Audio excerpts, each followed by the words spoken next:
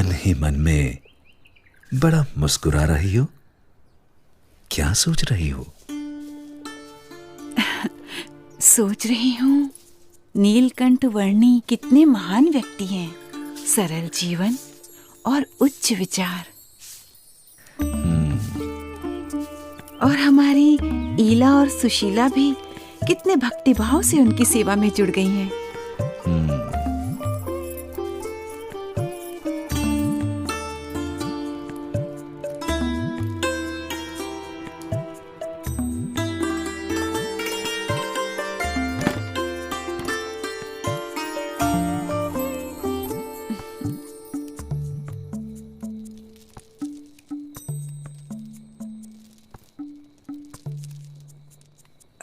नीलकंठ वर्णी, कई दिनों से आप हमारे साथ हमारे स्वजन की तरह ही बस रहे हैं। और केवल हम ही नहीं, पर यहाँ छोटा बड़ा हर कोई आपको अपना स्वजन समझने लगा है। सभी को आपसे लगाव हो गया है।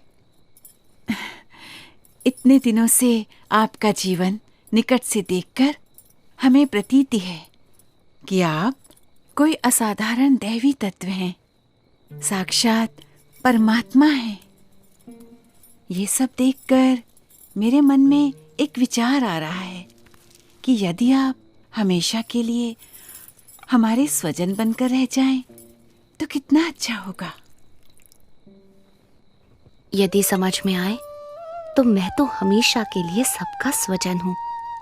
एक सच्चे स्वजन की तरह हमेशा सबके साथ ही रहता हूँ।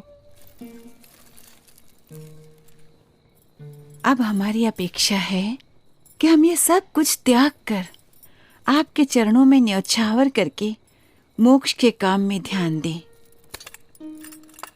और हमारी सारी धन दौलत, हमारी सारी संपत्ति, हमारा राज्य और ईला और सुशीला को भी आपको सौंप दें।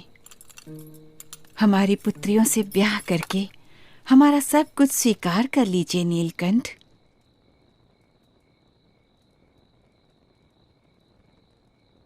आप तो साक्षात परमात्मा हैं। आपसे अच्छा पति हमारी पुत्रियों को कहाँ मिलेगा? माते, जो सबका स्वजन है उसे केवल अपना बना लेना चाहती हैं। मैं आप सबको सारे बंधनों से मुक्त करना चाहता हूँ, और आप मुझे ही ये सब बंधनों में बांधना चाहती हैं। बेटा, अभी जवानी फूटी नहीं है, इसलिए ऐसी बातें कर रहे हो। पर जब जवान हो जाओगे तब स्त्री सुख के बिना रह नहीं पाओगे। जब स्त्री सुख के लिए तड़पोगे तब एहसास होगा कि ऐसी सुंदर कन्याओं और ऐसे राज्य का प्रस्ताव ठुकरा करके तुमने बहुत बड़ी भूल कर दी। पर तब ये मौका निकल चुका होगा। क्षमा कीजिएगा, पर आप मोह में अंध होकर मुझे जानते हुए भी मेरा असली स्वरूप भूल रहे हैं।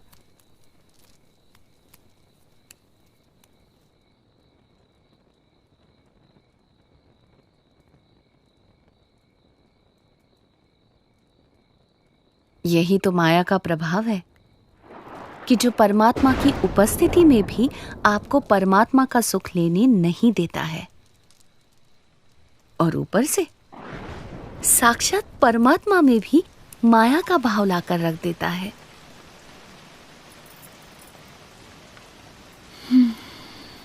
माँ, पिताजी, ये नीलकंठ वर्णी तो निर्लेप है, निर्विकारी है।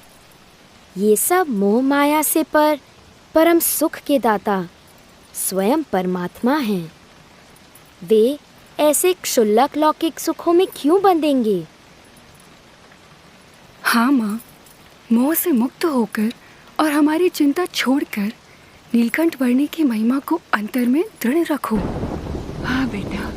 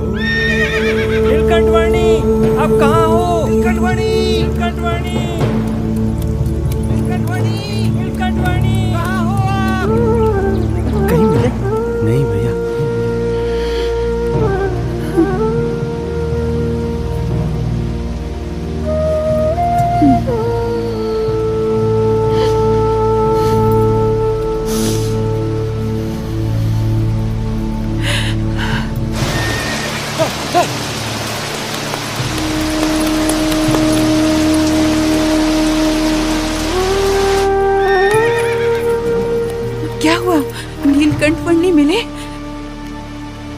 सुबह से लेकर अब तक हमने नीलकंठ वर्णी को हर दिशा में ढूंढा, पर वो कहीं नहीं मिले।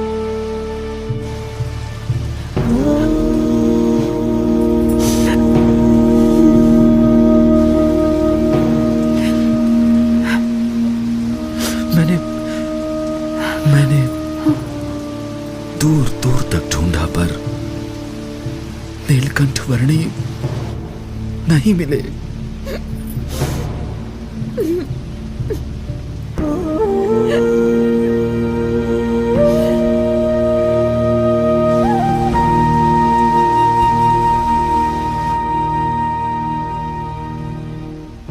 माँ, वे चले तो गए हैं, पर हमें सच्ची समझ देकर गए हैं, हमारा कल्याण करके गए हैं।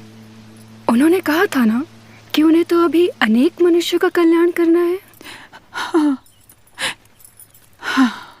वे कहते थे ना कि यदि समझ में आए तो एक सच्चे स्वजन की तरह वे हमेशा सबके साथ ही रहते हैं, वैसे ही वे हमेशा हमारे साथ रहेंगे।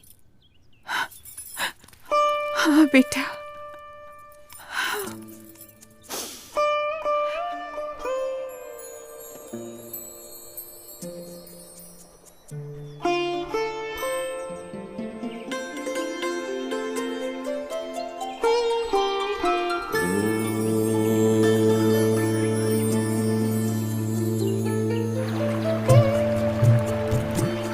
हर एक को हर बंधन से मुक्त करके परम कल्याण के मार्ग पर प्रेरित करने के लिए जिनकी ये कल्याण यात्रा थी, वो नीलकंठवर्णी किसी भी प्रकार के मायिक बंधनों में बंधकर कैसे रह सकते थे।